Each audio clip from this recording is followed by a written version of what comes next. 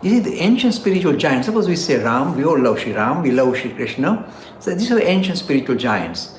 So we say, but it's so easy to recognize them. And why in modern times, why is it so difficult to suss them out? The answer is this.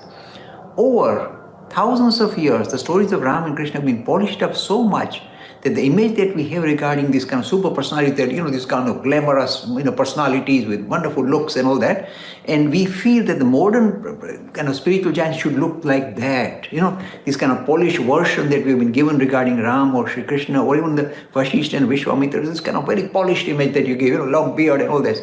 So in a way, we idealize them to such a great extent, they no longer appear ordinary.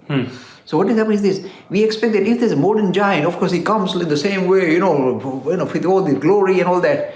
Why should it be that? The spiritual giants never make a show of their spirituality. They don't color them, their forehead with all this colorful powder and all that, or huge kind of malas and rudraksh and all that. They don't do that.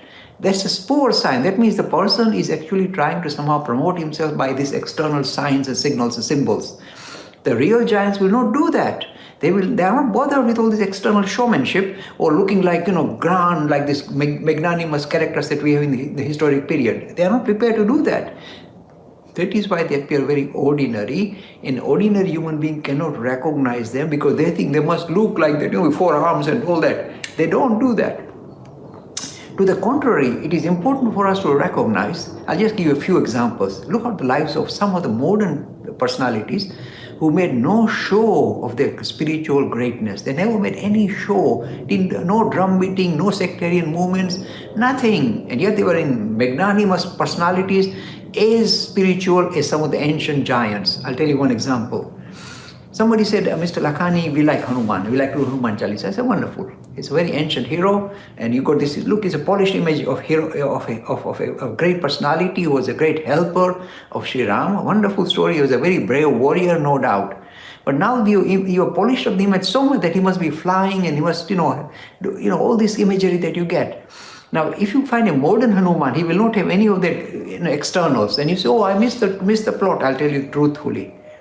You see, the ancient Hanuman spent his life looking after the interest of Sri Ram, a very ancient, very important spiritual personality. I'm giving you one example.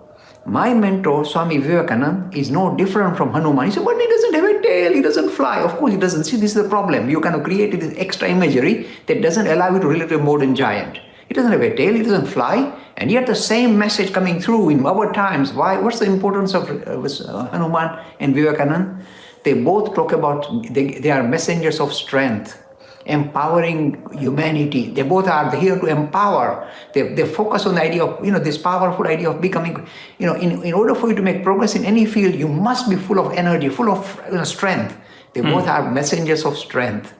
So we are because we are expecting, the modern personality to also have a tail and fly about and jump and, swallow the sun and all that. It doesn't happen. So we kind of ignore, we are going to say, oh no. In fact, at one of these meetings with a university, I told the university boys, look, my friends, you're singing Hanuman Chalisa, I wish you well. I have a lot of love for Hanuman.